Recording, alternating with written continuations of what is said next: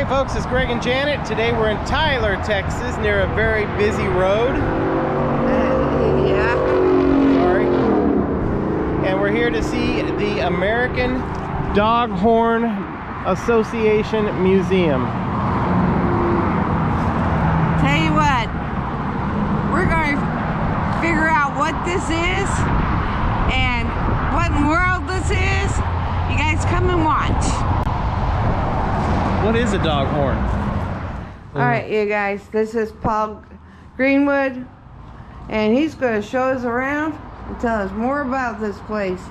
Cause Alright, well, all of this stuff here I picked up in a junk pile in South Dakota. wow, long ways. Well, the people that I rented this place from, the man of the family, he and his wife had lost all their money during the Depression, and then they kept all their money in their house, and their house burnt down, and they moved up on this place. He was a town junk man and swamped out all the saloons and whorehouses. So anything that was any good that people threw away, he brought it home. Okay. Wow. And he had several buildings up on that place, just wall to wall of boxes of stuff. His family had gone through it and said, we got all the stuff out of there we want. If you guys see something you like, go ahead and take it. Wow. And I found this manila folder that had all this stuff in it. Wow. Wild Bill Hickok, Calamity Jane, my vision is, Mount Moriah Cemetery. These are gold mining shares from when it was Dakota Territory instead of the state of South Dakota. Wow. This is for the undertaker and embalmer. Ooh. These are Consolidated Mining Company and shares, a picture of an old miner back in the day. Wow. A knife that had a lot of the stuff. Down here on the bottom are 3 walking sticks. I made the one in back, it's a diamond willow. And the one in the middle was made by a guy named John Broadhurst out of South Carolina.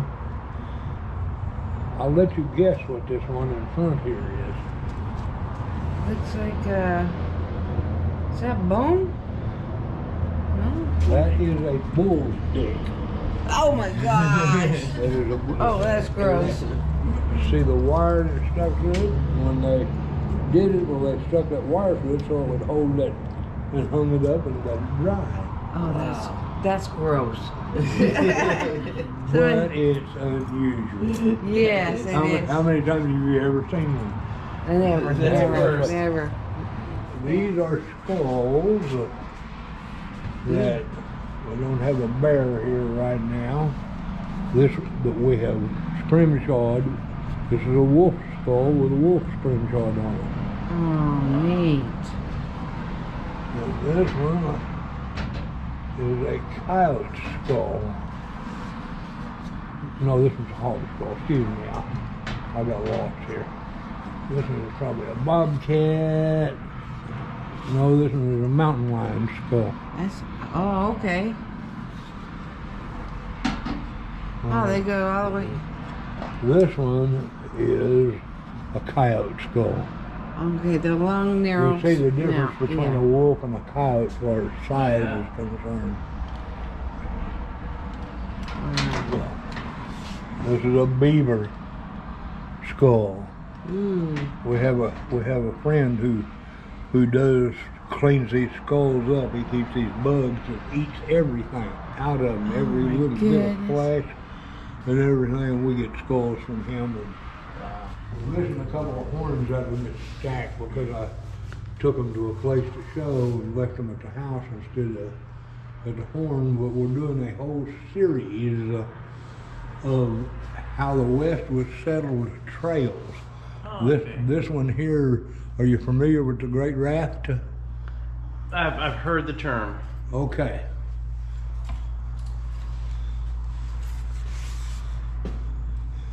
and there's Henry Miller Shreve, whose Shreveport is named for.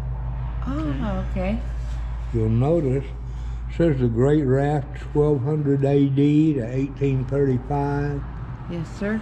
For that many years, this log jam, that's why they called it the Great Raft, because it was a log jam just like a raft, was 160 miles long from here at Jefferson, Texas, clear down here to Natchez, Louisiana.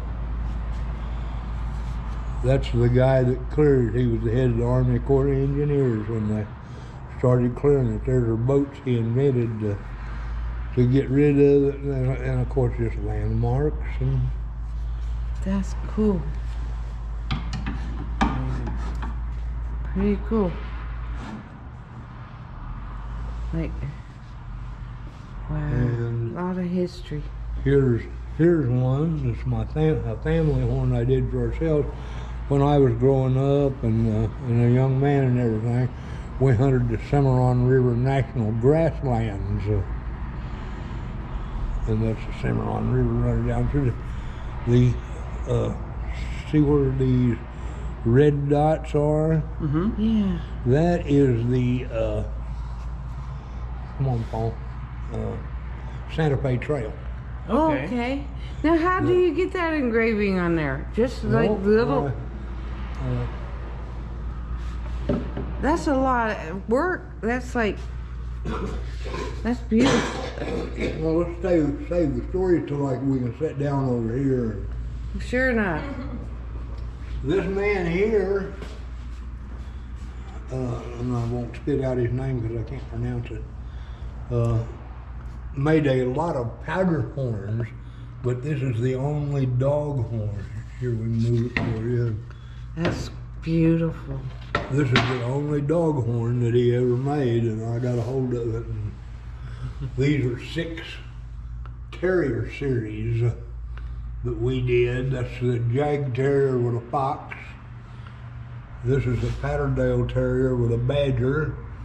This is a Pit Bull Terrier with a bull. This is a Jack Russell Terrier with a squirrel. This is a Heidi Terrier with a boar. And this is a Rat Terrier with a rat. And the other one's just a horn we did. Fighting chickens on these horns here. Cool. This family here, the Levels, this horn, this knife, they were brought to a family before the Texas Revolution, the Level family, down here on the Nature's River. Oh, wow. And this is called a hack knife. When they came to East Texas and everything, they had a river cane higher than they could see sitting horseback. Wow. Wow. And they would reach out and grab this river cane and chop it off with this hack knife as they were riding through so they could see where they were going. Wow. That's so cool. I'm learning. I love it. I love it. This is an African horn. Here. Look. You know, in the African movies, you hear like boom, Yeah. boom, boom. Yeah. That's the horn they make it with. Oh, that's awesome. That's African horn. And of course, a lot of them are just not. Oh man, what a story on this one here. You want to get that? Okay, let me see. I can barely read it myself. I can see it on camera. Ray. To my dear friend Ray Ryan, Gov. Bill Daniels, Bill Daniel. a Texas politician who was governor of the state of Texas at Okay, one time. I recognize the name. Yeah, I Are was you, like, are you all familiar with Palm Springs, California? Yeah. oh, absolutely. Okay, Ray Ryan was the main developer of Palm Springs, California. Oh, okay. He was a real character. He was a bootlegger, a gambler, an oil developer, a fox hunter. I mean, all the stuff, you know. Yeah. Oh my goodness. But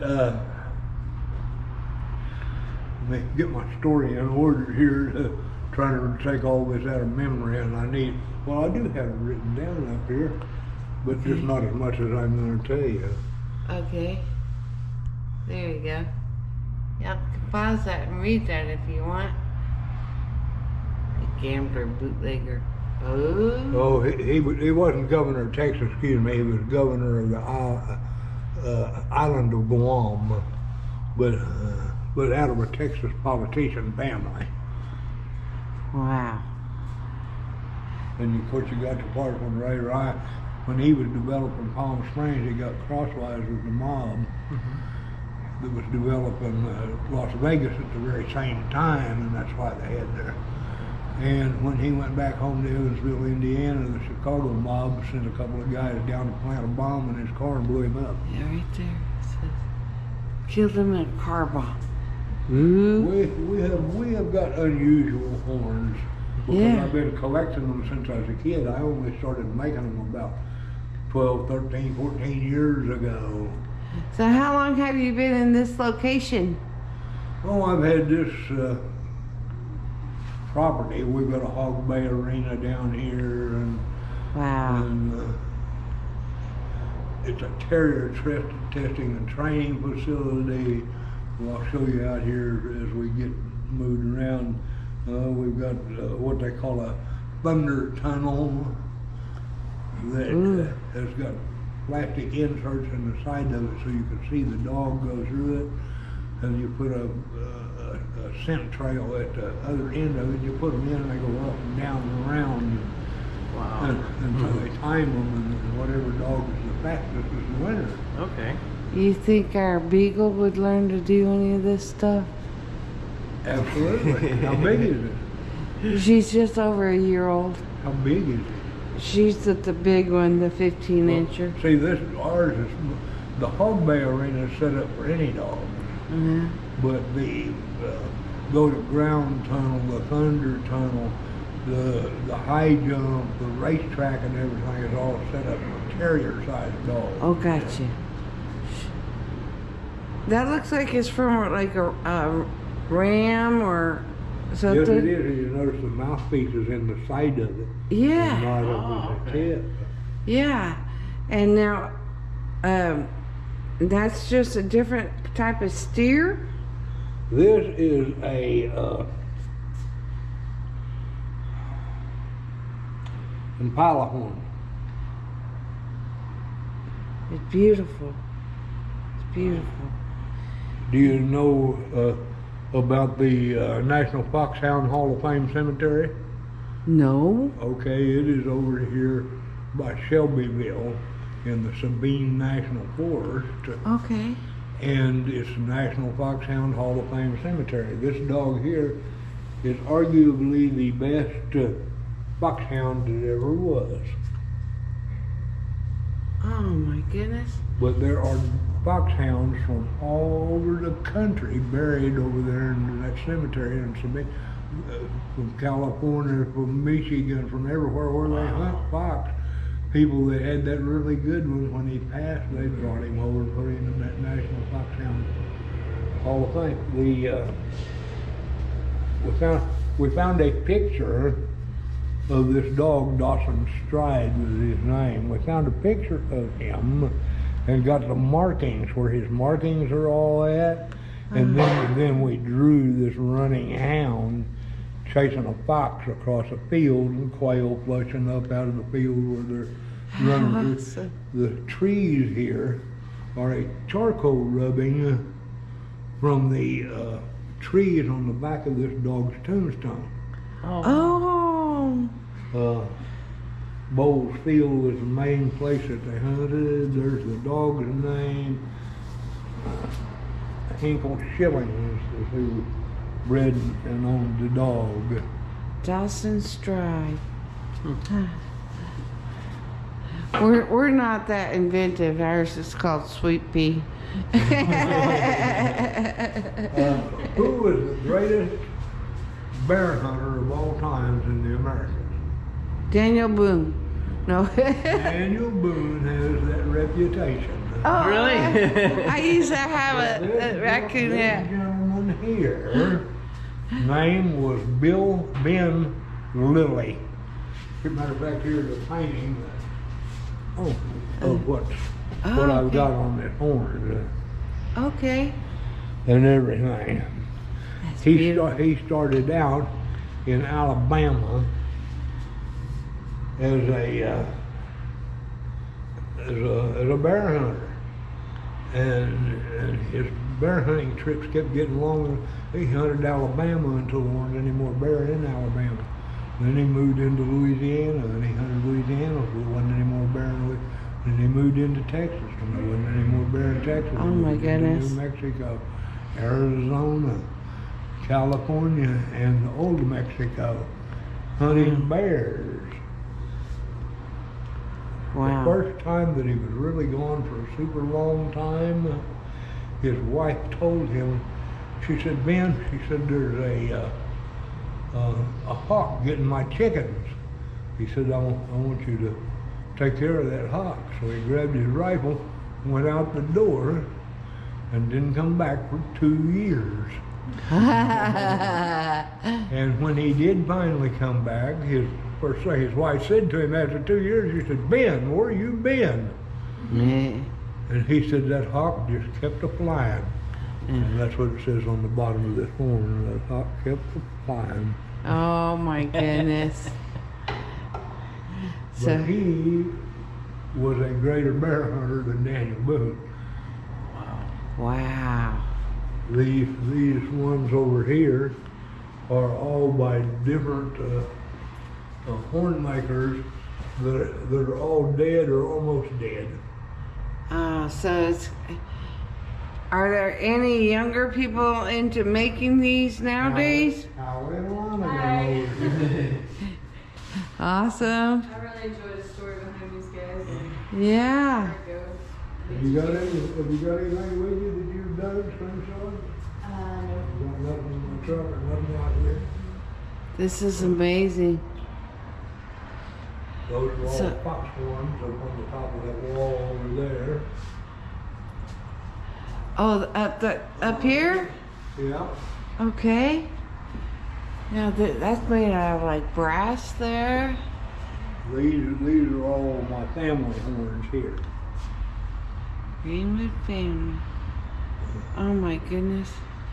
Now you just take the horns off a cow and cleaning them up and. Absolutely. Oh, See wow. this one right here? That's a horn made out of a conch shell. Yeah? They make really good horns. Yeah?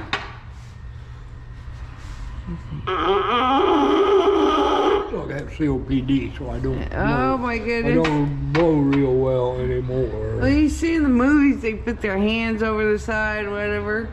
Yeah, but Well, to form a seal. yeah. Now I can't whistle, so my dog wouldn't listen to me even if I tried. Now, if I got a horn and had my own whistle, she might Okay, well, let's train her to let's do put that. Down and let's